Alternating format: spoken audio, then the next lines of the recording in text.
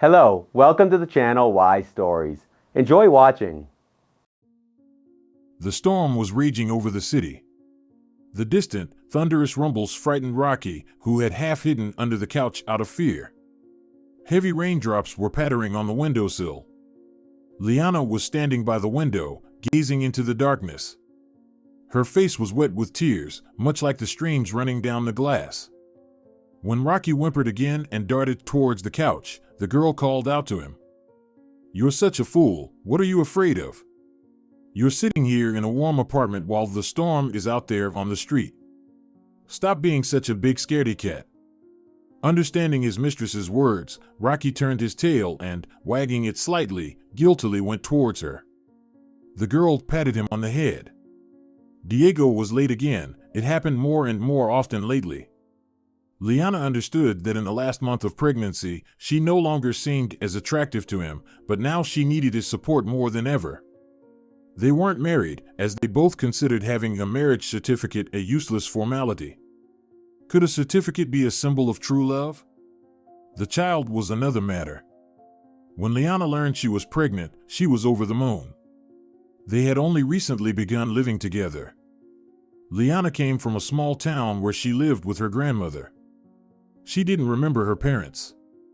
Her mother died when she was only 3 years old, and she had never seen her father. In the big city, the girl hoped to start a happy life. She easily got into culinary school and, after graduating, got a job in a small restaurant. There, she met Diego. The nice and cheerful girl immediately caught the eye of the guy. He's been courting her for a long time, bringing flowers after all of her shifts. For the girl, who wasn't used to male attention, such romantic gestures seemed like something out of a fairy tale. Liana fell in love almost immediately. The feelings were mutual, and the young people started building a relationship. Liana lived in a small apartment on the outskirts. She rented it with her friend Germana. The friend often came home with different guys, rarely the same ones as last time. Liana didn't condemn Germana's behavior, as everyone has the right to live as they want, but living in such an environment wasn't very comfortable for her. When Diego suggested moving in together, she agreed without hesitation, even though they had only been together for about 4 months at that point. Liana was a good cook, so she immediately started spoiling her beloved with delicious food. Diego really liked it. The guy earned well, so he suggested that Liana quit her job and focus on the household chores, and she was happy to make the house cozy because Diego liked coming back every night to the place where he was loved and expected. So they lived for another 3 months like this, and then Liana saw the coveted 2 stripes on the test. She had been on the edge all day, waiting for her beloved Diego to return. When she told him the news, the guy was very happy, picked her up, and spun her around. Liana was happy. Everything was fine, but lately, Diego has somehow distanced himself.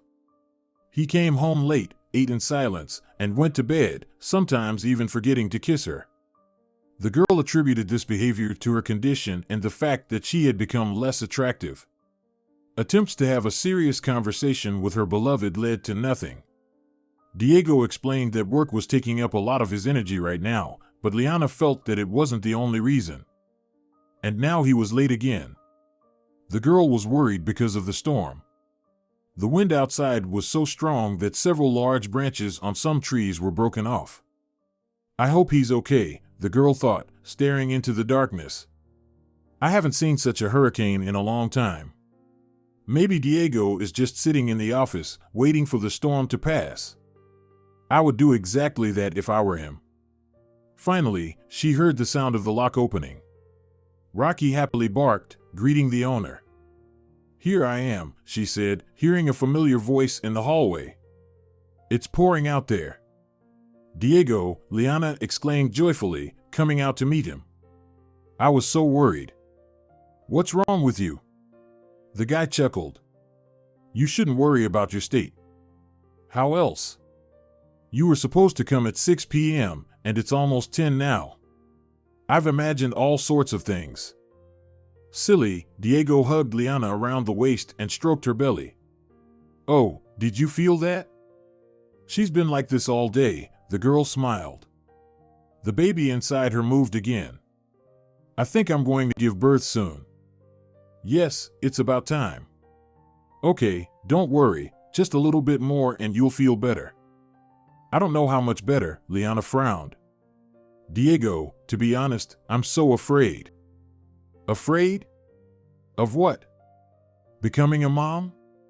Stop it, I'm with you, we'll handle it together. I love you so much. Liana pressed and hugged her man tightly. You're probably hungry, right? I made dinner. No, dear, we ate in the office, the guys ordered delivery. I'm sorry, I really didn't know when I'd be back. Okay, the girl was a little disappointed. Maybe you want to have a bath. You got wet to the skin. I won't refuse to have a hot bath. Leaving Diego with the dog, Liana went to fill the bath with water for him. When the water was about halfway full, the girl felt a sharp pain in her stomach. The spasm repeated, and Liana fell to her knees and curled up in pain. Diego, she shouted. Why did it take you so long? The guy exclaimed, peeking into the bathroom. Oh my God. Diego, it's time, Liana said hoarsely. Damn, even the water broke. Wait a moment, Diego said. What should we do?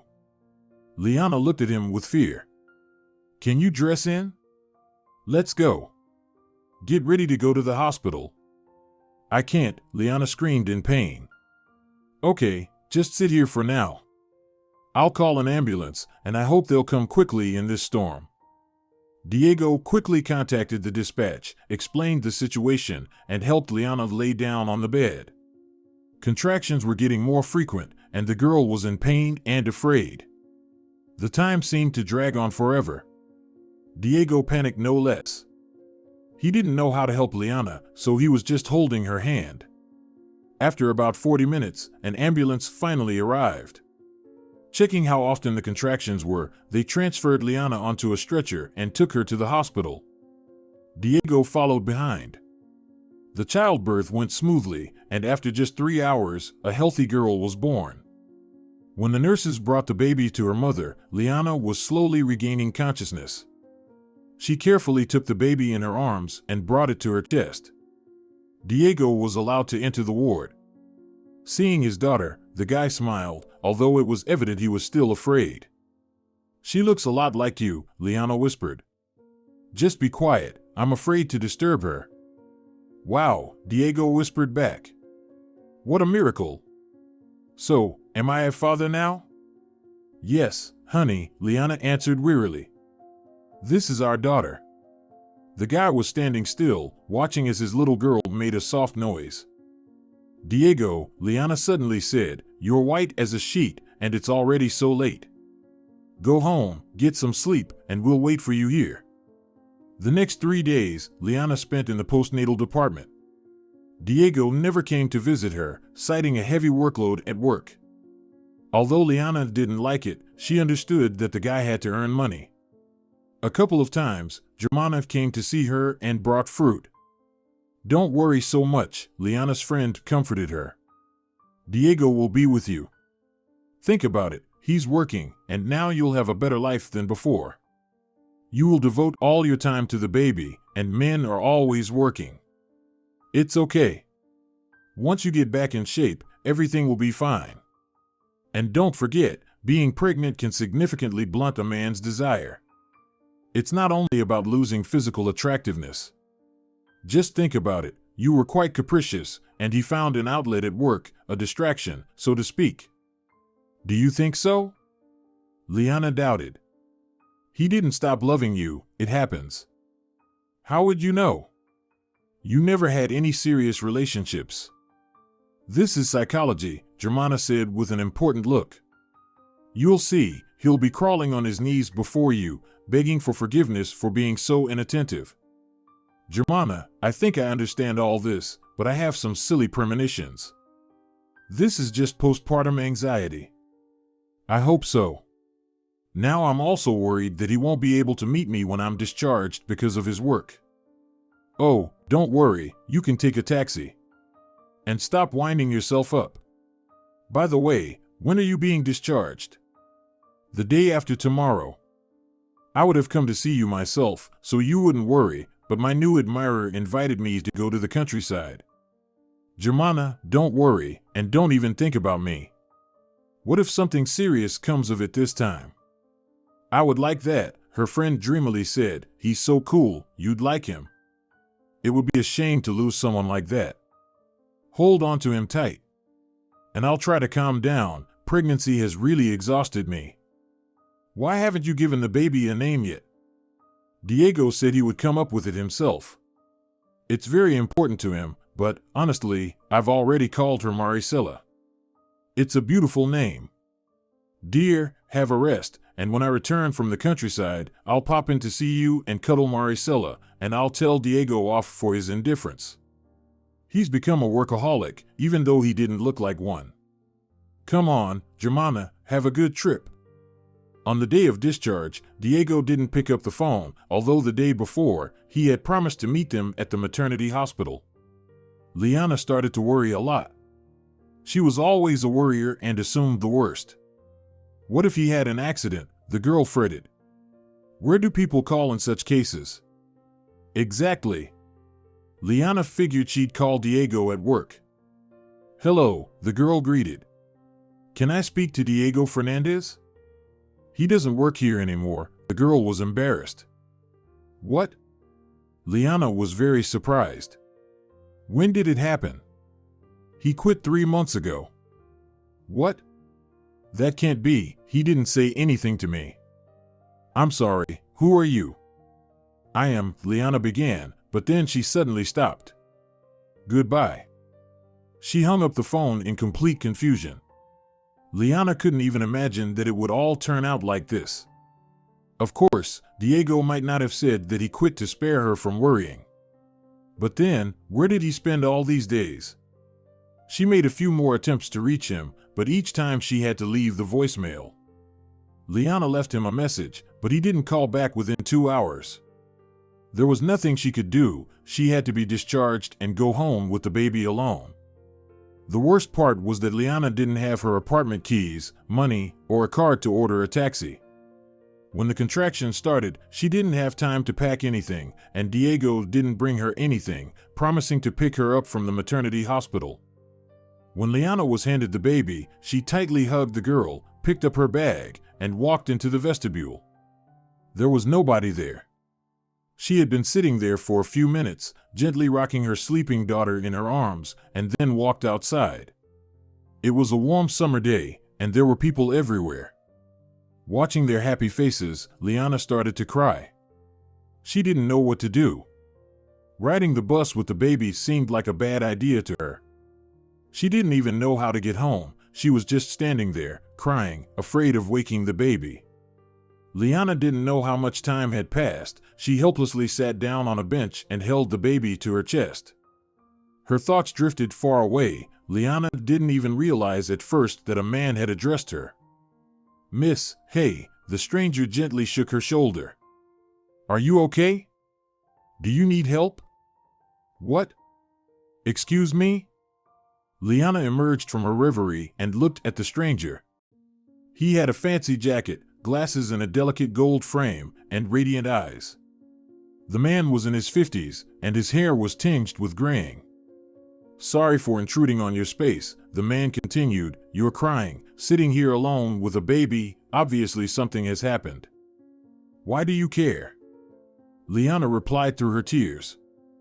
I can't just pass by someone who's in trouble. The man smiled softly, and Liana felt a little ashamed that she was so rough towards him. My name is Naikena Ramos, and yours?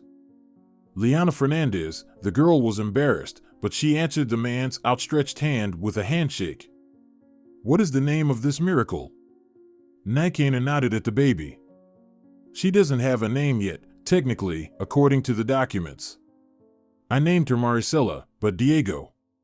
When she thought about her boyfriend, she burst into tears again. I see that something is wrong with you, dear Liana. It's not hard to guess that it's connected to a certain Diego. The man sat down next to her, showing with his whole demeanor that he was ready to listen to the story of the unknown girl. I apologize for my intrusiveness. I understand how all this looks, but maybe I can help you after all. No one can help me anymore, the girl sighed deeply, holding the baby even tighter. Honestly, I don't even understand what happened. As soon as they discharged me from the maternity hospital, Diego, my boyfriend, disappeared somewhere. I don't have any money with me, no keys to the apartment, and he doesn't answer my calls. I don't know what to think. Diego quit his job, but he didn't tell me anything, and I don't know if he's lying to me or something happened. Something was going on with him lately, but because of the pregnancy, I didn't notice anything. And now I need to get home, but I don't have money for a taxi. That's the problem? Nikaner raised an eyebrow. Let me give you a lift, it's no trouble. I have a car. Is it far? On the Central Street. I would take the bus, but I don't know which one goes from here to there. Come on, Liana, we'll be there in 15 minutes, just don't cry. I don't know how to thank you. Forget about it, it's nothing. Nikaner took Liana's bag and escorted her to the car. A luxurious black SUV was sparkling brightly in the sun. Liana had only seen cars like that in pictures. She didn't know much about car brands, but she immediately understood that such a car cost a small fortune. Let's go. Get comfortable. Nikaner opened the back door and showed her the cozy, bright interior. Liana was even afraid to sit on such expensive leather. I'll hold the baby, I promise I won't drop her. Nikaner radiated such warmth that Liana, without hesitation, handed him the child. She sat in the car, after which Nikaner immediately handed the girl back to her, and he himself got into the driver's seat. You have a beautiful car, Liana decided to compliment him. Oh, it's just a means of transport, Nikaner laughed. I myself rarely drive, but sometimes I want to. I decided to try out the new car today, and I did so successfully, otherwise, I wouldn't have met you. I live nearby, my sister works in the maternity hospital where you were discharged from. I brought her some things, came out, and saw such a beautiful girl crying. Could I just pass by? Thank you very much again, Liana answered quietly, afraid to wake her daughter.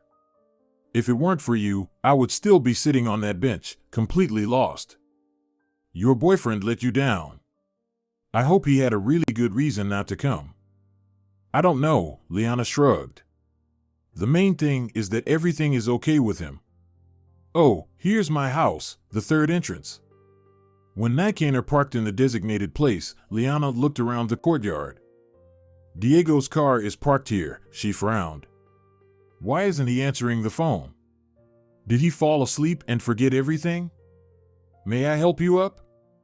No, the girl shook her head. I live on the second floor. See the balcony with the petunias? Beautiful flowers. Yes, I grow them every summer, it's my grandmother's favorite flower. Liana fell silent, remembering the wrinkled, kind face. Okay, I have to go. Thanks again. No thanks are needed. It's such a trifle, Nikaner laughed. Be happy. Liana got out of the car and headed towards the entrance. She's been ringing the intercom for a long time, but no one has answered. This greatly worried the girl, because, judging by Diego's car, he was home. He couldn't even walk to the nearest store. She waited until some woman came out of the entrance and dove inside. Climbing to the second floor, Liana felt her legs refuse to move. Her whole body was shaking, and the girl couldn't deal with it. Pressing the doorbell, she has been listening for a long time, but she couldn't hear any sounds at the apartment. Even Rocky wasn't barking, although the dog always barked if someone rang the doorbell. After standing there for a few minutes, Liana called the neighbors. Almost immediately, a sleepy woman in a pink robe opened the door. Who are you looking for? Yawning, she asked Liana.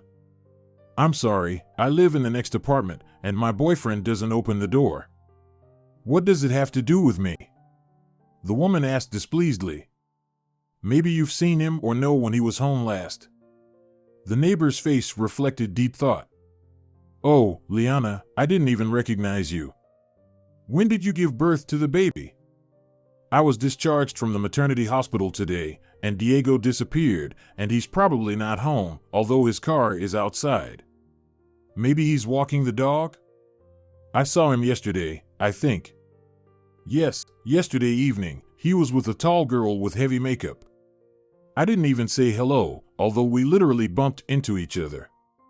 I was just going to the store. And that's it. I didn't see anything else.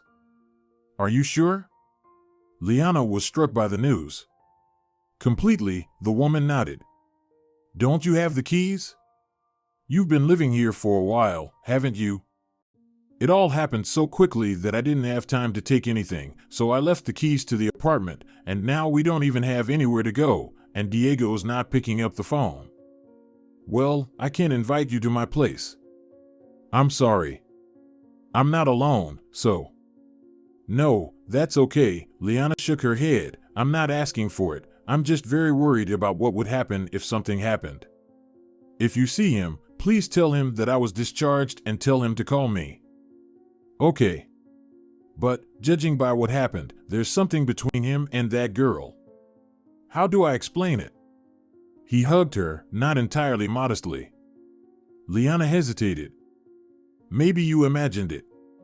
Okay, sorry again for bothering you, I'll go. Tell him to call me.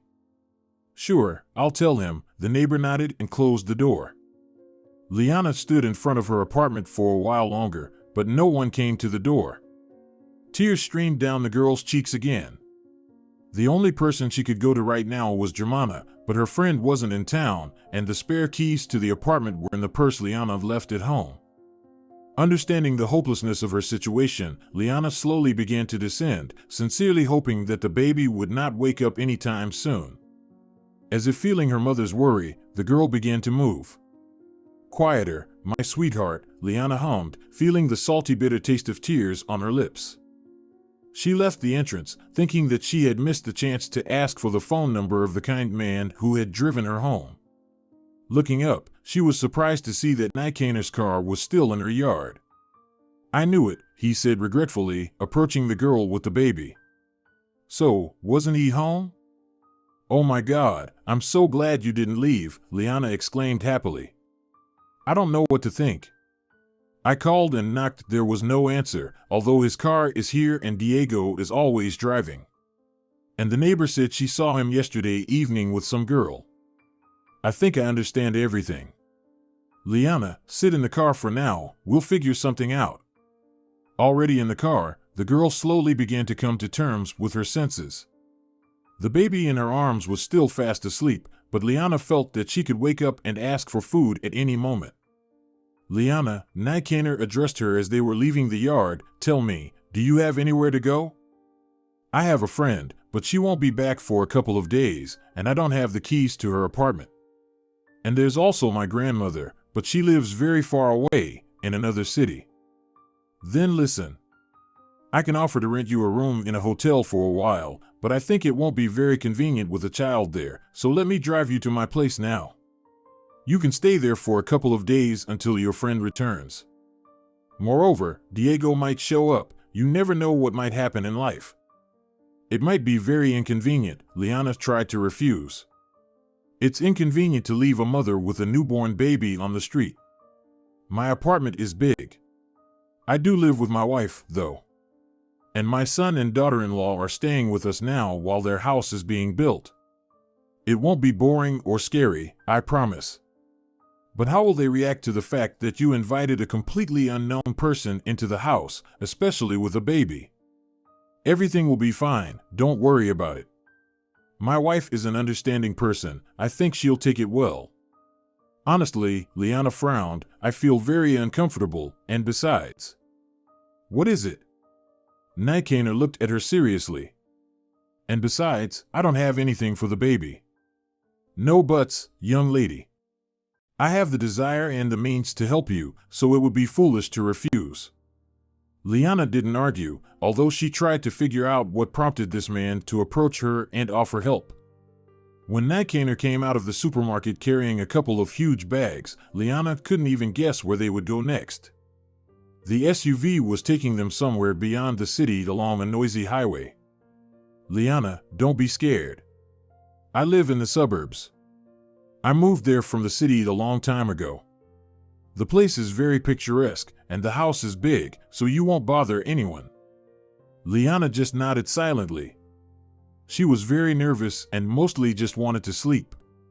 Nikaner quickly brought them to a small cottage village. Judging by the mansions here, this was a place where not ordinary people lived.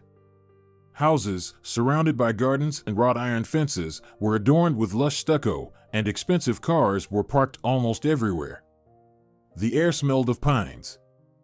"It smells so good here," Liana exclaimed joyfully, taking in a deep breath. "No wonder," Nikaner proudly replied. "This area is surrounded by a relic pine forest. We can take a walk later. My wife, Isolda, often walks in the forest. She even has her own routes. It's absolutely safe here, and there are many well-equipped places." "That's great. I was in a pine forest about 5 years ago, when I was still in school.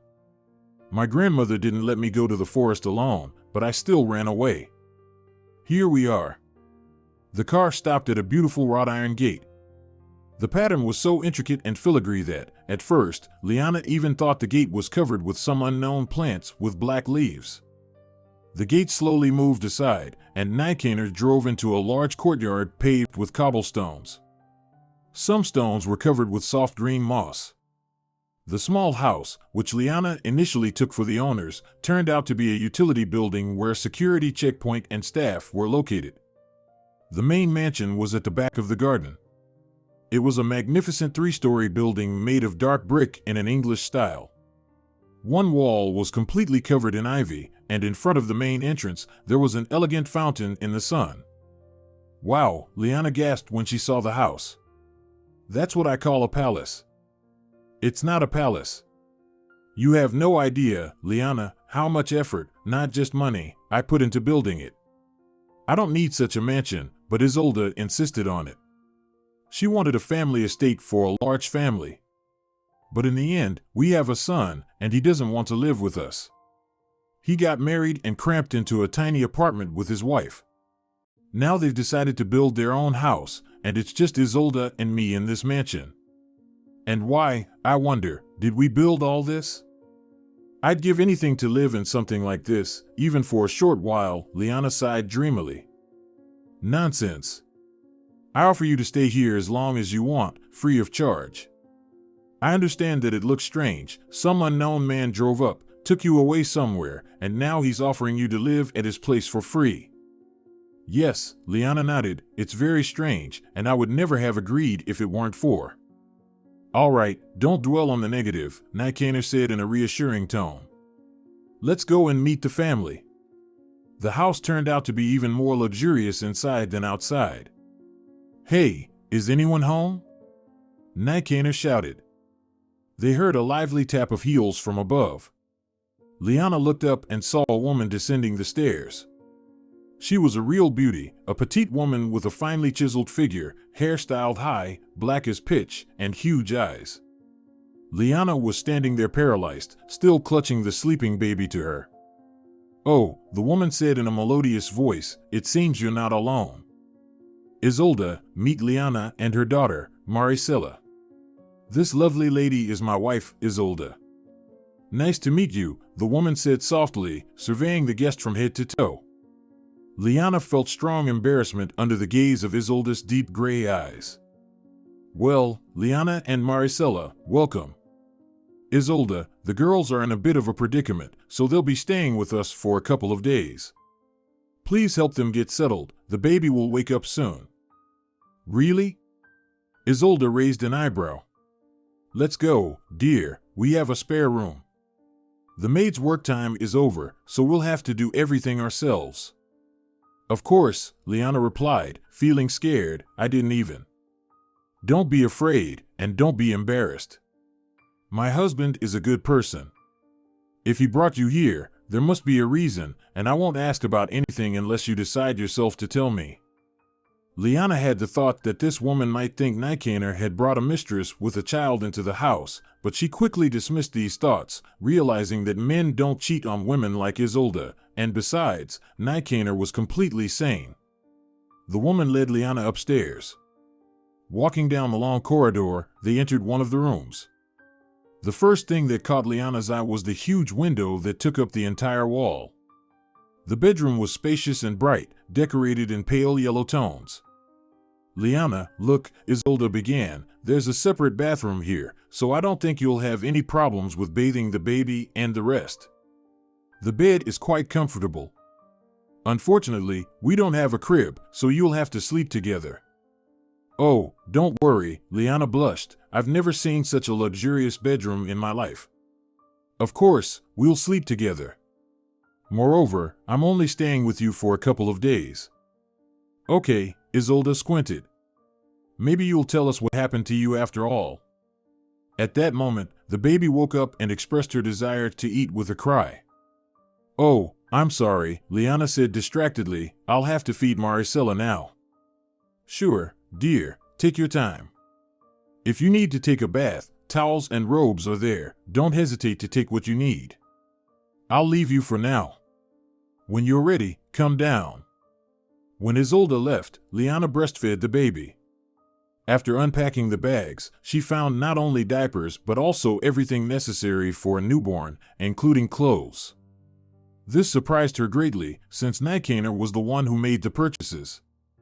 I guess when Nijkaner and Isolde had their son, it was Nijkaner who went shopping, she thought, so he knows what to buy and what not to. He's an interesting man, and besides, his wife is too friendly for a wealthy woman. I never thought that people who have a lot of money, which is obvious judging by the house, could be kind and simply shelter a homeless person with a child. I can't use their generosity forever. I wish Germana would return soon. What should I do next? Go back to Grandma's? What happened with Diego? Did he leave me? I still need to get in touch with him. I don't understand anything. Everything is too strange. Even if he did leave me, couldn't he have talked instead of making me hope for something? Or did he just lose his nerve? Liana bathed Maricela, changed her into cute rompers that were among the purchases, and put her to sleep. The girl fell asleep very quickly. "It's incredible, she's like a little kitten," the young mother said. "She just ate and immediately went to sleep. I'd like to take a nap myself." Liana took a shower and, wrapping herself in a soft terry robe, lay down next to her daughter. She fell asleep instantly. The girl woke up to the baby's crying. Liana fed her again and rocked her a little in her arms until she fell asleep again. After dressing, the girl decided to go downstairs. She quietly left the room and headed to the stairs. A young man was walking towards her, apparently the son of the owners. "Hello," he said, surprised, looking Liana over. "You must be our guest?" "Hello," the girl said shyly. "Yes, my name is Liana."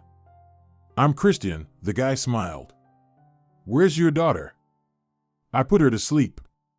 I don't even know if it's okay to leave her alone, but taking her with me around a stranger's house is probably not the best idea." "Why do you think so? Are you afraid of bothering someone?" "Don't worry, everyone here lives on their own. Antonia is at work right now, she'll only be back in the evening. Dad also left, he has some business meetings." "And Isolde?" "Mom's downstairs cooking something in the kitchen. It's strange, I don't remember when the last time she cooked was. If you want to talk to her, go downstairs, and after, immediately turn to the left, you won't get lost. You have such a big house." "Yes, but what's the use of it?" Christian answered somewhat detached. "Parents built a family mansion, but Antonia refuses to live here at all. My mother and Antonia have a difference of opinion. No, they love each other, but if they start managing the house together, they start quarreling. We're building a house too, but smaller. And I always dreamed of living like this, but alas. Would you like me to look after the baby for a while?" Christian suddenly offered. "Antonia and I will eventually have to become parents too." "Of course, if you want," Liana agreed. "Let's go, I'll show you her." They went to the room where a tiny Maricela was sleeping in a makeshift crib made of a down blanket in the middle of a huge bed. Christian quietly approached the girl. He had been looking at her for a long time without saying anything. Liana, listen, it's none of my business. But where's the baby's father? I don't know, the girl shrugged. No, I don't mean that I don't know who he is or where he is. Diego simply disappeared. He didn't come to meet me from the maternity hospital.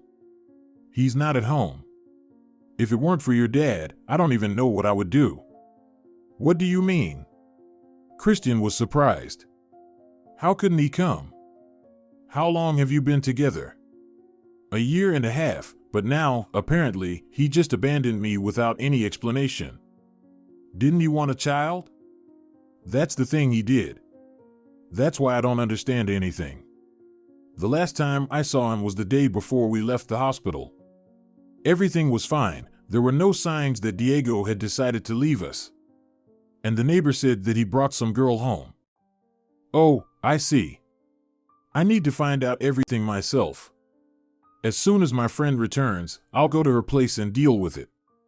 Why wait and rely on someone else? Firstly, you can stay here as long as you need, and secondly, I don't have much to do right now, so I can help you find your Romeo. It's awkward to ask for that, the girl hesitated. Why? It's not difficult for me. I'm even curious what made this idiot act like this. Go take a walk around the house for now, check it out, and I'll stay with the baby girl. If she wakes up, I'll call you right away. Thank you, Liana nodded and left the room. She wanted to talk to Isolda. Liana still couldn't believe that these people were ready to help her completely selflessly. But what if they've got something in mind? No, it doesn't seem so, but still, what if this Isolda is crazy? I've heard that they're very good at pretending to be kind and sympathetic. Who's going to look for me, especially here? It's easy for people like this to commit a crime and get away with it.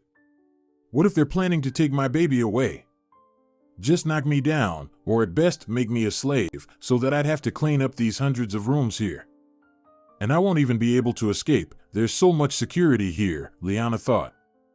She went into the kitchen, where Isolda was busy cooking something. The woman turned around, and a wide smile immediately appeared on her face, showing her impeccable teeth. Liana even flinched. Sweetie, are you awake? I came into the room, but you and the baby were sleeping so sweetly that I didn't dare to disturb you. Where is the baby? I met your son on the way, and he offered to watch the baby for a while.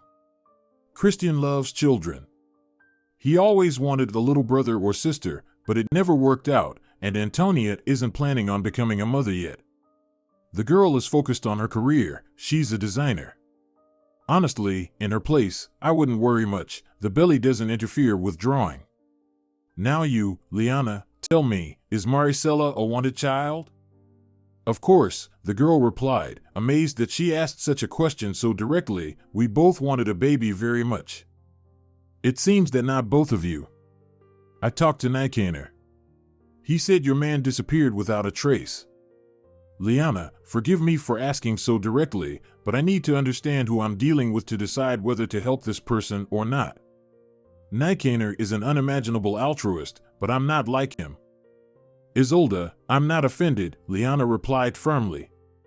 I got into a silly situation and can't understand whether I'm stupid or just ignorant. But before drawing conclusions, I need to sort it out myself. With Diego, we haven't been together for so long, and we haven't been officially married, but when he found out he was going to be a father, he was very happy or pretended to be happy. Now I'm not sure about anything. He worked a lot and often stayed late because he had to earn money to support the child. But it turned out he quit his job 3 months ago without telling me anything. And then the neighbor said she saw him with some woman. I'm not stupid, I can add 2 plus 2. I just can't understand why he did this because Maricela is his daughter too. Could he just get rid of people like this? He knew very well that I had nowhere to go, all my things were left in the apartment. I'm not in despair. In the worst case, I'll go back to my grandmother's, and anyway, I have everything I need, so I'll find work again. Things will work out somehow. Why did he do this? Maybe he wanted to get back at you. Is this man jealous? Oh, come on, Liana even laughed. Jealous of whom? When I started living with him, I quit my job. I was always at home. He knew every step I took. Germana is the only friend I have left. There couldn't even be any talk of male friends. Diego, of course, is insanely jealous, but I didn't give him any reason. And why would he want to get back at me? Men sometimes have strange things going on in their heads. No, if you think so, then we shouldn't develop this topic. Then everything is obvious. He found someone else and decided to leave without saying goodbye. Then he's just a scoundrel. Liana, you should be happy that you managed to get rid of him so easily. So easy? Liana was surprised. But now I have a child, which I can neither support nor give a proper upbringing to. Why do you think so? Children are a blessing. You can raise them, and only one can do it perfectly. From talking to you, I can see that you're a reasonable woman. Even in this whole situation, another woman would be sobbing, and you're calm, not like a snake, of course, but you're keeping yourself together. Isolda, Liana hesitated. I wanted to ask. Why are you helping me? I always thought that people like you stood aside from other people's troubles. People like us? The hostess laughed. What do you mean? Well, wealthy, Liana looked away. Girl, Isolda sighed, money is not an indicator of indifference or callousness. My husband. You know, it's better to talk to him about it yourself. But, in short, he travels a lot and loves India the most. When he first came there, he was lucky enough to meet such people. In general, they completely turned his worldview upside down. He often helps people in need. Almost always, people are to blame for their troubles. Sometimes, due to circumstances, a person can't do anything about them. Here you are, for example. Of course, you can blame yourself for being naive, inattentive, or just plain stupid in the end. However, did you know that your beloved would turn out to be a hypocrite? He played his role well. And yes, now it all depends on you. How you'll get out of this situation is entirely up to you. It will be difficult, but nothing is impossible. And if such a person as Nikaner has the opportunity to help, then why not?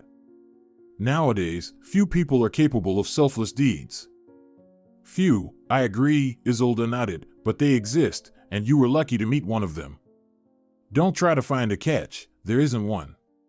You've probably already decided that you've ended up in a den of the abnormal. I see from your face that I'm right. Yes, Liana said embarrassedly. To be honest, such thoughts crossed my mind. Well, then, Isolda sighed, you should understand, everything that happens is not just a coincidence. If Nikaner hadn't gone to his sister's, he wouldn't have met you and your daughter, wouldn't have offered help, and God knows how it would have all turned out. But it did happen. So, you just need to keep living, learn from your experiences, and try to see the whole picture. For example, do you have any thoughts on what you'll do next? My friend will be back the day after tomorrow. I'll stay with her. We used to work together, but I moved in with Diego and left that place. What did you do? I was a cook, Liana blushed for some reason. It's my specialty, but I really like cooking. Isolda smiled. So you gave up your favorite thing for your family. It turns out so, Liana sighed. And now you're thinking of going back to it? I don't know how to do anything else. I just don't know how to combine work with the baby. I don't have any money, not even for the short term. Of course, Germana won't let me starve and won't leave me on the street, but I won't be able to sit on her neck for long, so the most sensible decision would be to go back to my grandmother in the province. I'll get a job at some canteen or eatery there and leave Maricelo with her. Do you think she'll like that? Isolda squinted. I doubt it. I don't have the best relationship with my grandmother. She wasn't too happy when she found out that I had given up on everything and started living with a guy. I don't have any parents. My mother died, and I never knew my father. My grandmother is my only relative. She'll understand.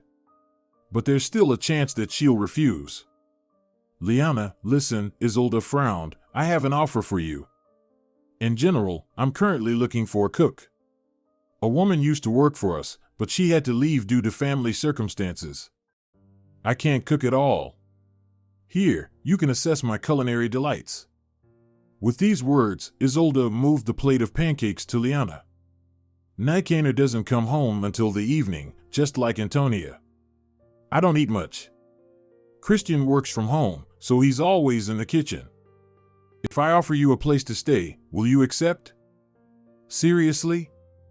Liana looked at the hostess incredulously. "But you don't even know how well I cook." "Anyway, it's better than me," Isolde laughed. "Of course, I can find a high-level cook. But is there any point? We don't need any culinary masterpieces on the table. Normal and tasty homemade food is the perfect option. Try it, you might like it. I'll pay a good salary. Let's do it. We can cook dinner together now. If everyone in the house likes it, you can start working tomorrow." "But what's bothering you? That there won't be anyone to watch the baby? That's not a problem. I'll hire a nanny. While you're busy in the kitchen, she'll take care of the little girl." "Is that possible?" Liana was very surprised. "Why are you offering this to me at all? It seems to me that my level is far from the requirements of your family.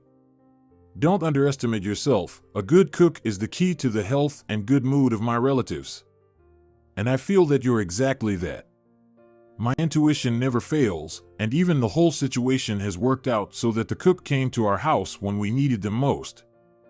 I really want to accept your offer, Isolde, especially considering my circumstances. But it's still too tempting. I used to look at everything skeptically and suspiciously. I didn't believe people or trust anyone, but Nikaner helped me see the world from a different perspective. He always gives people a chance. It doesn't matter who they are, family, subordinates, partners, or complete strangers, and he became an example for me. Of course, I don't know anything about you, but for some reason, it seems to me that I need to make you this offer, and you need to accept it." "Fine," Liana nodded. "Let's cook dinner. But I'll tell you right away that I won't meet expectations. Confidence is one of the main keys to success. This is only my opinion, but it might have been a lack of confidence in yourself that caused your problems." Liana cooked a stew and a couple of salads. Isolde hardly helped, preferring not to interfere, but was carefully watching everything the girl did. When everything was ready, they set the table together. The hostess surveyed the dining room. "Nikaner will be back soon. I can't say anything about Antonia. Let's have dinner without her." "Here I am," Nikaner, entering the dining room, exclaimed. "It smells so delicious here. Isolde, did you actually cook something edible for once?" "Stop being so sarcastic," the woman smiled. "Maybe I did cook something. Sit down, I'll call Christian." "Well, Liana? Getting used to things a little?" Nikaner asked as he sat down at the table. "Yes," Liana replied somewhat nervously. "We talked a bit with Isolde, and I feel more at ease. She probably told you what a great person I am," the man chuckled. "About that too," Liana said seriously. "To me, you are definitely such a person." "Stop it, I hardly did anything." Isolde and Christian entered the dining room. Christian took a deep breath and seemed pleased. "I haven't had a good stew in ages," he said cheerfully. "That's what smells so good. Antonia must be intentionally delaying to avoid eating Mom's food, and now she's missing out on so much. Shall I serve everyone?" Liana timidly suggested. "You're a cook, so go ahead," Isolde chuckled. "So it was you, Liana? Have you cooked everything?" Nikaner was surprised. "Yes," she modestly said. "I hope you like it." As the family started dinner, Liana received many compliments. Everyone liked the food. Isolde was watching the girl with a sly grin. Liana blushed deeply but appeared very content. "Liana," the hostess said when they were clearing the table together, "I think I made the right decision. A deal is worth more than money. Now Nikaner and Christian will hardly want to eat anything else. I know them too well. I'm glad you all liked it. Go and rest, the dishwasher will handle it." And your daughter is waiting for you. As Liana drifted off to sleep, she tried to call Diego several more times, but he still didn't answer. In the morning, Liana was awakened by a light knock on the door. Sleepy, she didn't immediately recognize where she was. "Liana," Isolda whispered, peering into the bedroom. "Are you still asleep?" "No, Isolda," Liana replied, sitting up in bed. "Liana, I've invited a nanny, and she's already here. So get up, I'll introduce you now, and you can trust her with your daughter. Ariel Herrera is a very pleasant woman. She used to babysit with Christian." "All right," Liana nodded. "Give me 5 minutes." "You don't have to rush," Isolda smiled. Liana got ready even faster. Maricela was peacefully sleeping on her pillows. Although the mother had to feed her a couple of times during the night, the girl could easily start crying. "I'm here," Liana smiled, coming downstairs, where Isolda was already waiting for her in the company of a pleasant elderly lady. "Meet Liana. This is Ariel, you can say she's a family friend," Isolda said. "Where's the little girl?" Ariel asked. "She's still sleeping," Liana said embarrassedly. The women had chatted for a while longer before the nanny went to Liana's bedroom to check on her new charge. "Liana, you can start your duties and not worry about anything. You can make breakfast as you like, nobody here has any special preferences. You can make coffee in the coffee machine, I'll show you how it works. True, Nikaner only drinks the one made in the pot. Can you handle that?" "Of course," Liana nodded. "I'm not sure if he'll like it or not, but I'll try." Isolda showed her where the food and dishes were, and Liana immediately started making breakfast. She deftly toasted the bread, made fluffy pancakes, and even cooked porridge with berries. She prepared coffee for Nikaner according to her own signature recipe. When everything was almost ready, an unfamiliar girl burst into the kitchen. "Just don't tell me you're the goddess who cooked dinner yesterday," the girl giggled cheerfully. "I'm Antonia, Christian's wife." "Nice to meet you, I'm Liana," Liana replied shyly. "You can talk to me as much as you want, I'm not Isolda, who's always so elevated and important." "Really? I didn't get that impression. Isolda is a very nice woman." "Nice, that's true. But when it comes to her beloved son, she can turn into a real demon. Believe me. So, if you're cooking in this house, the first person you need to please is Christian. If he's happy, we'll all appreciate it." "Is that so? I thought he liked it yesterday." "Of course he did. I myself had some leftovers in the evening, and I even added some extra. I usually don't eat much, and especially not in this house. And I don't have time to cook myself, even now it's time to leave, so I'll have a couple of pancakes and go." They look very appetizing. One by one, all the family members came downstairs and had breakfast. Even Nikaner was very pleased with the coffee Liana made. "Very delicious, Liana," he praised. "I usually make coffee on my own, but yours turned out even better. Is it some kind of secret recipe?" "Honestly?" Liana laughed. "I brew it just like my grandmother taught me. I just add a little salt and black pepper, and it turns out more fragrant and interesting. Once upon a time, a long time ago, I drank exactly the same coffee. It's so strange to try something similar again now." It was evident from his face that he was lost in memories. "Liana, do you want to know why I came up to you at that time?" "Of course, I would offer help to any other woman in a similar situation, but in general, you reminded me of a person I once loved. Before I met Isolda, I had a woman. You resemble her in some way. When I saw you, I even thought for a moment that I saw her again. But, of course, you couldn't be her. Now she's about 45 years old. By the way, she used to make me the same coffee. It's so strange. What happened to her?" Liana asked. "You remember her with such warmth, it's easy to notice. Life turned out in such a way that I loved this woman very much, but I had to leave for a long time." Nikaner sighed heavily. "And when I came back, she didn't want to talk to me at all. No matter how hard I tried, everything was in vain.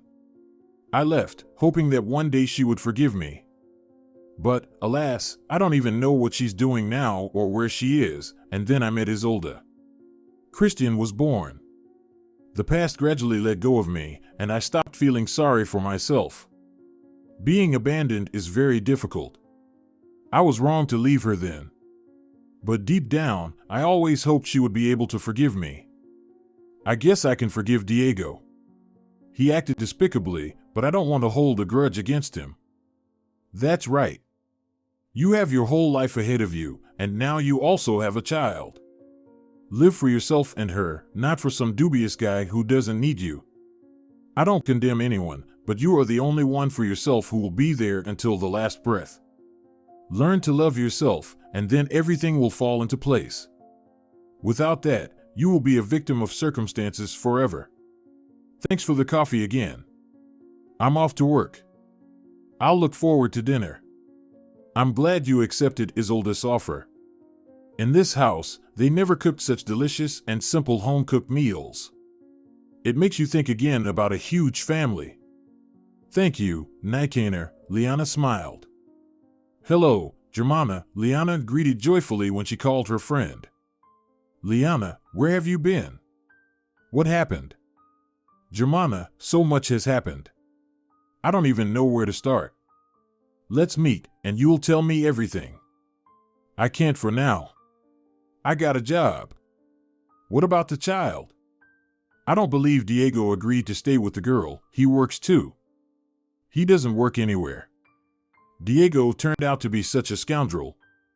He just disappeared, didn't meet me when I was discharged from the maternity hospital, and I don't have any money or keys to the apartment. I was just standing there with Maricela in my arms, crying. If not for Nikaner, I would have been left on the street. Nikaner? Germana was alerted. Don't think of anything bad. He's a very decent person. In general, he took me in for a couple of days. I thought I would leave when you returned, then I would live with you for a while, and then return to my grandmother, but everything turned out as it did. It's a very wealthy and close-knit family. Learning about my situation, they offered me to stay and cook for them. I agreed. Wow. And do they pay well? I have no idea. I'm just grateful for a roof over my head, food, and a pleasant woman, the former nanny of the host's son, who takes care of Maricela. A nanny, you say? They really seem to be a wealthy family. Yes, they live in a country settlement. Flies here even need a pass to fly. Wow. So, you're living in isolation and there are no days off? Germana, don't be ridiculous. I've only been working for 3 days. It's too early to ask for a day off. Can't I come to see you either? I'll ask the landlady. I think she won't mind. Tell me something else. Have you been to his apartment, and no one opened the door? You know, I thought someone was approaching the door, but they weren't going to open it. And I heard the dog. Rocky, I guess, sniffed me out, but they didn't allow him to bark. I see, Liana pondered. I don't care what Diego says, but I would like to take my things, documents. I won't even show him his daughter. I can go with you. He won't open the door to us, it's clear. Okay, I'll think of something. Thank God you're okay. I was so worried. Yes, thank you. And how about you? Were you able to conquer the man of your dreams? I'll tell you all about it later. Everything's even better than excellent. I'm glad, Liana smiled. I'll go prepare lunch. I don't want to spoil the impression of myself. Talk to you later, dear. Liana said goodbye to her friend and went to check on her daughter. When she turned around, she saw Christian leaning on the railings. Oops, the girl flinched. Sorry, I didn't think anyone was here. Liana, stop apologizing. I was just walking and didn't want to interfere, seeing that you were talking on the phone. I should apologize that I became an involuntary listener to the conversation. Tell me, do you need any help? Let me take you to your previous apartment. We'll take everything you need. Are you out of your mind? I don't need to do this. Actually, you do, even just to get your passport. Your mother will officially arrange for you to work, and you probably need to get a birth certificate too. Otherwise, you and your daughter are living here like illegal aliens. But how? Diego won't let me in. I can't figure out how to get into the apartment. It's very simple. He just won't open the door if you come alone. If he sees that you've come with a guy, he'll calm down, understand that you might have found someone for yourself and are not ready for a scandal, quickly grab the documents, and leave. And if he doesn't open, we'll just call the police. There are neighbors who can confirm that you live there, right? Of course, Liana nodded. All right, let's go. Wait, I probably won't be able to just leave the house like that. I still have to cook lunch. It can wait. Mom doesn't eat during the day, and I'll be with you. We'll have a snack in town. No, I can't do that. Now I'm being paid for it. Let me quickly prepare everything, and then we'll go. Okay. Besides, I doubt Diego will be home at this time. We'll have more chances to catch him in the evening. As you wish. Call me when you're ready. Liana quickly finished preparing lunch, but then got distracted by her daughter, giving Ariel a chance to rest. She was able to go with Christian only after dinner. Isolde approved of her son's plan. When Liana and Christian arrived at the house, it was about to get dark. Lights were on in the windows of the apartment. Looks like he's home, Liana said, pointing to the windows. Great, let's go. They didn't ring the entry phone. After climbing to the second floor, Liana hesitated to call, so Christian did it for her. A dog barked behind the door, sensing its owner. Diego, open up. I know you're home. Stop it already. I don't need anything from you, just give me my documents. There was no response, although Liana could hear cautious footsteps, and the dog was barking. Diego, if you don't open right now, we'll call the police, Christian suddenly said. Liana was knocking on the door, hoping that her ex-boyfriend would be scared by the noise and open the door. It did happen. The door was ajar, as far as the chain allowed. They could see Diego's face. What do you want? He grunted. Hello, Liana replied to him. Christian noticed tears welling up in her eyes. The guy realized that she was about to cry and pushed the girl aside. Listen, Diego, you acted like a real bastard, but it's not your problem. Just give the girl her things and live as you please. And who are you? The ex-boyfriend asked sarcastically. Let's just say it's none of your business, but I'll still tell you. Now Liana is under my protection from jerks like you.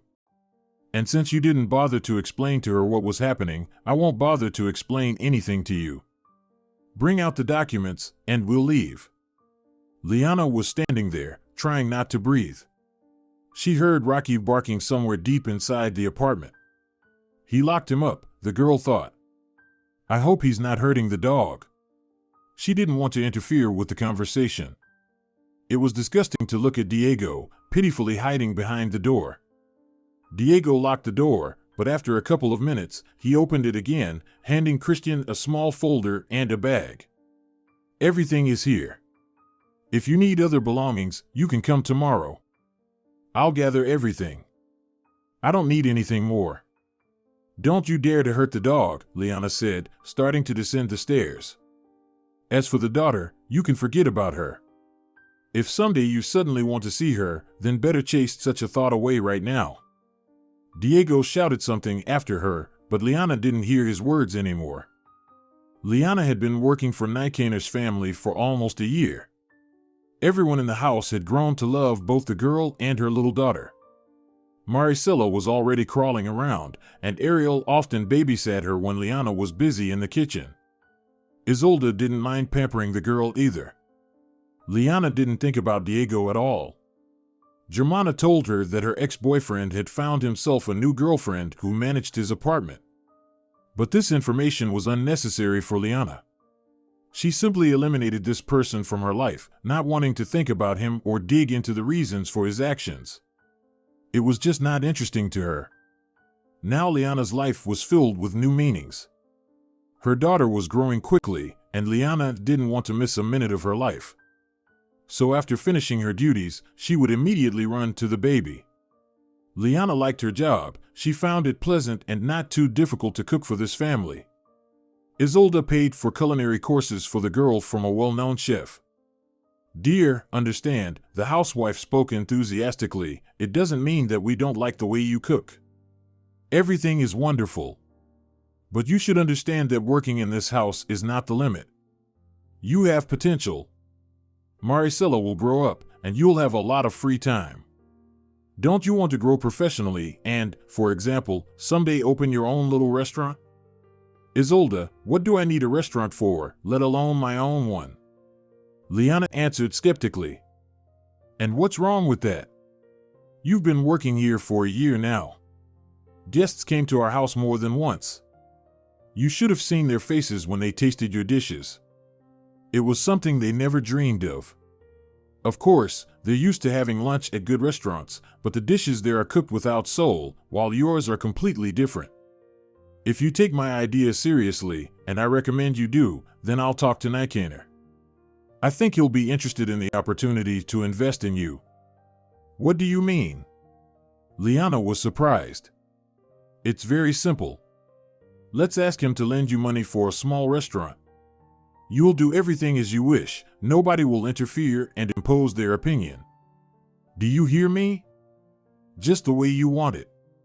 For some reason, I believe that you'll succeed. I'll make sure that the first clients come to you. I think many of our acquaintances won't refuse. What if it doesn't work out? What if the restaurant doesn't pay off?" Liana hesitated. "I imagine how much money it is to open your own place, even if it's small." "Liana," Isolde reassured her, "let's not worry about that. All right? All you have to do is agree, leave the rest to me, please." "Isolde, I don't know how to react. This is all very serious." "It's not. I see you enjoy cooking. I know you're worthy of more than just spending whole days in our kitchen. You have to ensure a decent future for our little girl." It was nice for Liana that Isolde called Maricela our little girl. Sometimes it seemed to her that the homeowner seriously considered Maricela her granddaughter, although the status of grandmother was not at all in line with the image and character of this remarkable woman. "So, dear," Isolde continued, "think about it. I'm not rushing you, but my advice has never hurt anyone. Moreover, everything that surrounds us now has been created thanks to me. If Nijkaner hadn't listened to me, I'm afraid to think about where we would all be. I'll think about it. Honestly, I once had such a dream, but realizing it seemed impossible." "Nothing is impossible," Isolde summed up, finishing her coffee. Liana really wanted to see her grandmother. She often called her granddaughter and asked her to come together with the baby. Olivia Vega had never seen her great-granddaughter in person, only via video calls. The woman was glad that Liana was well settled and doing what she loved. But Liana didn't know how to ask for a leave. One evening, she was sitting in the kitchen, watching Maricela play, and apparently, it was evident she was concerned about something. Nijkaner came in for a snack and immediately noticed it. "Liana," he addressed her, "what's troubling you?" "Oh, I'm sorry," Liana began to apologize out of habit. "Apologizing again? How much longer can you feel guilty? You've become like family to us over this time. Speak up. I see something's bothering you. Let's be open. I miss my grandmother very much. She called again yesterday and asked me to come." "And what's the problem?" Nijkaner frowned. "We don't keep you here on a leash. You've been working for a year already, never asked for a vacation, not even allowing yourself to have weekends. You can't go on like this." "But there can't be any buts here, we're all humans. It's normal to have a rest. Go to her tomorrow, don't think about us. We'll manage a week without your cooking. We won't die." "Really?" Liana's eyes lit up. "Of course. If you want, I can even take you there. You remember when you said she lives somewhere near the town? I have a day off. I'll drive you and the little one in comfort, especially since I haven't driven for a long time. I used to travel the whole country when I was younger. That was my job. It will be a joy for me. If you're not joking, then, of course, Liana agreed joyfully. All right, then. Go get your things ready. We'll leave in the morning. Liana immediately took advantage of the offer. Her desire to see her loved one was so great. She hadn't seen Olivia for a long time. The grandmother was ill, so she rarely went anywhere, and Liana herself, involved in family life, couldn't afford to leave for long. Diego wasn't particularly happy when she mentioned a possible trip. As promised, Nicander was ready in the morning. After feeding the whole family for the last time, Liana and Maricela got ready and went to the car. Nicander was already there. The girl comfortably settled in with her daughter in the back seat. So, the man said, "You didn't tell me where we were going. I hope it won't turn out that it's very far. I'd like to be back by evening." "No," Liana laughed. "Grandma lives in a village near the city. It's just 150 kilometers from here. I used to get there by bus in a couple of hours." "In the village?" Nicander asked again. "Yes. I'll explain how to get there." "No, don't bother," the man smiled. "I know where it is. It just so happens that I used to visit there quite often when I was younger." "Really?" Liana was surprised. She noticed a strange, sad smile on Nicander's face. "Yeah," he sighed. "I can say that I even lived there before, but not for long." "Wow," the girl said in surprise.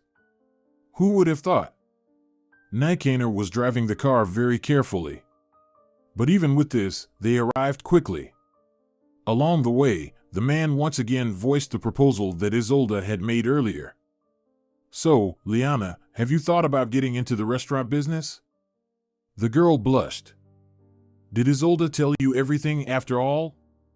"There can't be secrets between husband and wife," the man said. "So, what do you think?" "I would really love to," Liana confessed. "If you really want to, then we'll do everything in the best way. If you already have some ideas, speak them out. Later, I can show you a couple of good locations, and Antonio will help with the interior." "That's great." The girl almost clapped her hands. "But I'm a little scared. I have no idea how to run a business." "There's nothing difficult if you have a head on your shoulders. All you need to do is immerse yourself in the process with all your heart. Leave all the organizational details to the specialists and just cook." The car stopped near a 5-story brick building with 2 entrances. "Does your grandmother live here?" Nicander asked rather strangely. "Yes," Liana nodded. "I grew up here. Of course, it's not the most decent house, but..." "It's a very good house," Nicander said wistfully. Liana found Nicander's behavior strange. It was obvious that everything in this small town evoked some incomprehensible emotions in him. "Will you come with me?" Liana asked. "I'm afraid of confusing your grandmother, but I'll help you carry the packages and the stroller. Take the little one." They got out of the car and headed to the entrance. Liana rang the intercom. It opened immediately. Leaving the stroller downstairs, they went up to the 4th floor. There was no elevator in the house. On the way, Liana noticed that Nicander had changed a lot in his face. He looked confused. When they reached the apartment, the man looked strangely at the girl. The door opened almost immediately, and a short old woman appeared in the doorway. Seeing Liana, the woman burst into tears. She rushed to hug her granddaughter and kissed the little girl. "My girl," Olivia cried, "I'm so glad to see you. I didn't even think it would happen. Why are you standing in the doorway? Come in quickly." And only then did she see Nicander. For a moment, the woman was still, staring at his face. "It can't be," she finally said. "Nicander, is it really you?" Liana didn't understand anything. She looked at her grandmother, then at Nicander. Tears were running down the man's face. He was silent. Well, Olivia came to her senses. Let's come into the house. There's no need to stand in the hall. When everyone was inside, Liana finally asked, Grandma, does it mean you know each other? But how? Only now did she begin to understand that Nikaner was experiencing all these emotions of incomprehensible nostalgia for some reason. It turns out we know each other. Olivia looked at the man. He was standing still, unable to cope with the shock. Nikaner, don't stand there dead in your tracks. Come into the room. The man obediently followed into the room. Liana noticed that he knew perfectly well where to go. She left Maricela with him and went to help her grandmother unpack the packages. Liana, tell me, do you know who this man is? Of course I do, Grandma, Liana laughed. This man is my savior and employer. Thanks to him, I believe that there is a place for miracles in the world. Really? Olivia asked. Yes. And now I'm very interested in where you know him from and why you are so easily communicating with him. He said he used to come here often, but I didn't even think that the world was so small that you would turn out to be old friends. We're not old friends, the grandmother sighed. You know, I'm not allowed to tell you this. Ask him yourself. Okay? But not now, later. And I would really like to talk to him myself, to be honest. This is all very strange, Grandma. All right, let's go meet Maricela already. She doesn't say much yet, but I think you'll find her interesting. Liana was watching Nikaner. He was playing with the girl, but it was noticeable that the man was very agitated.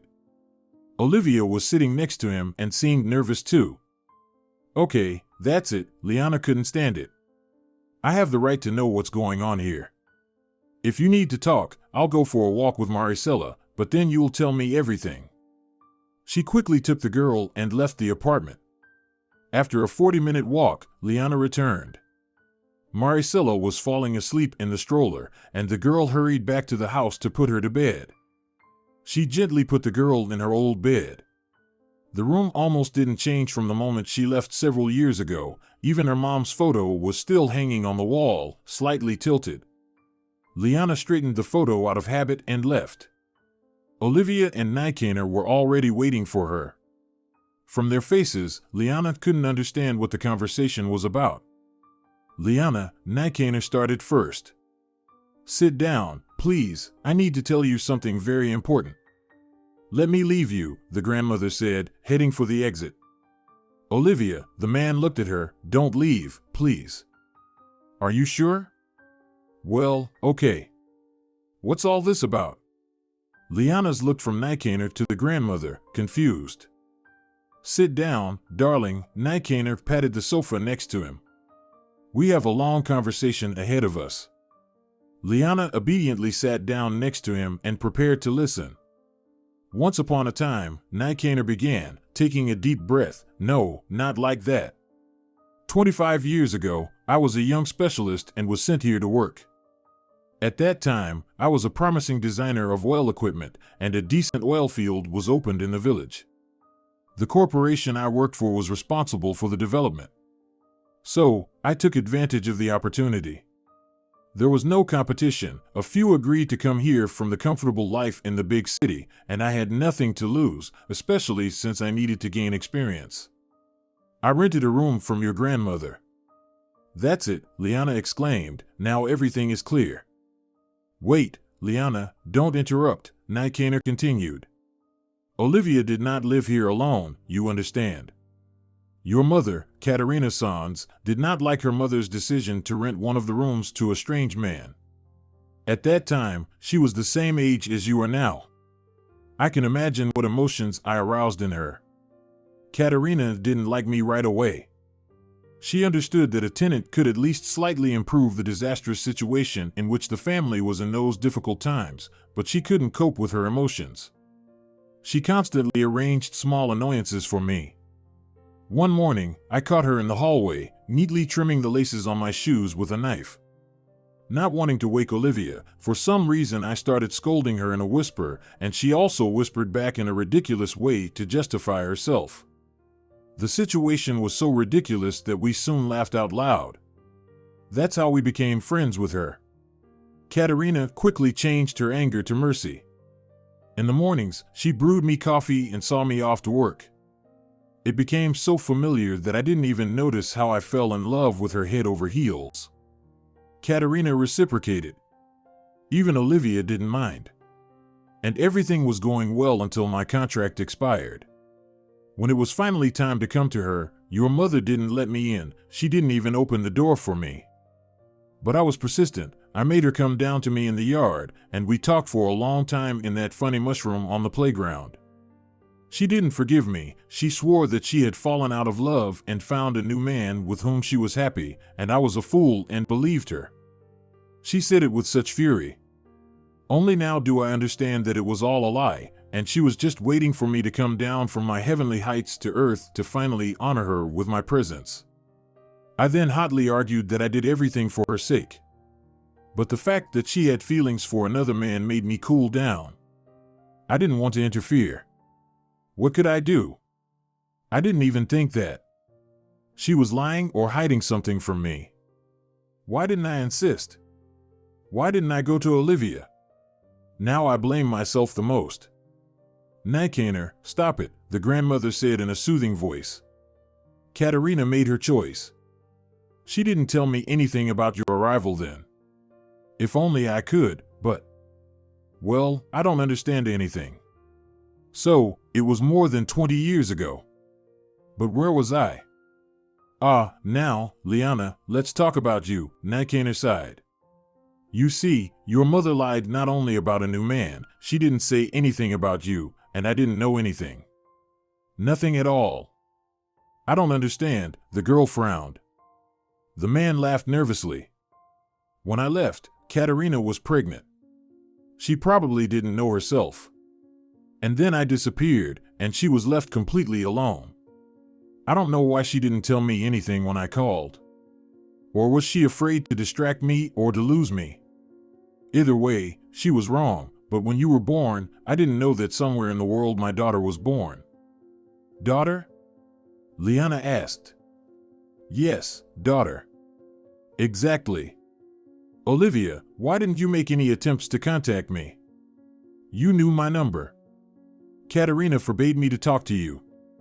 She came up with the idea that you had another woman and just erased you from her life. I've been working all the time since then. I loved Katerina madly.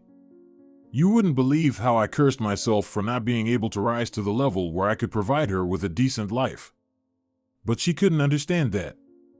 If a woman harbors a grudge, it's useless to try to establish contact. Katerina was too proud, Olivia.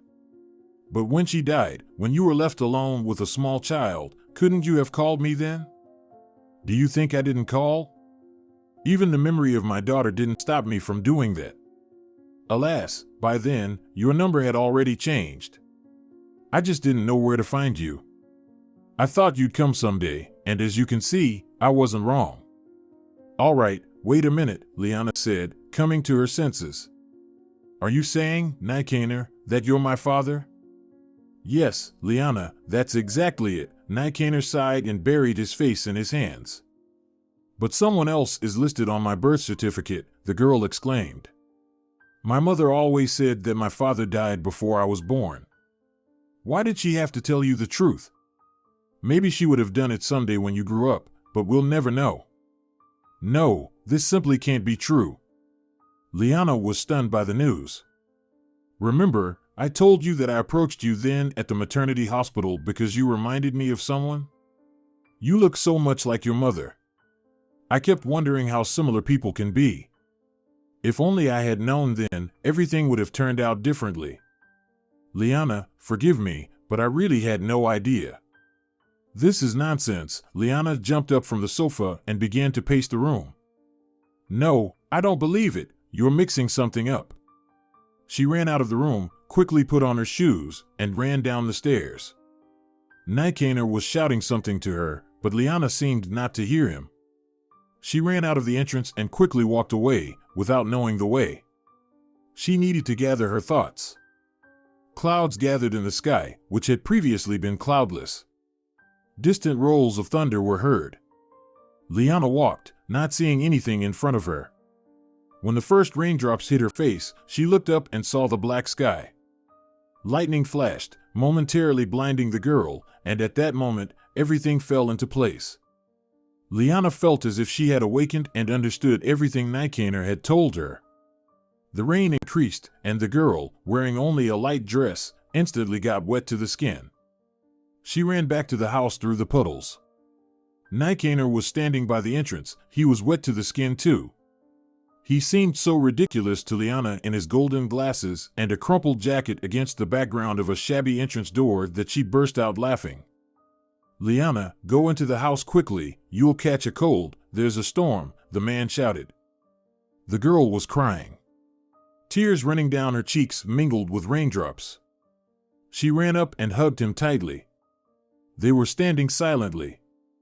Liana felt how quickly and loudly the man's heart was beating, even louder than the thunder coming from all sides. "This can't be," she sobbed, "it's impossible." "There is nothing impossible, girl," Nikaner stroked her head. "You know Isolde says it, and she is always right." If you're enjoying it as well, leave a like and subscribe to the channel.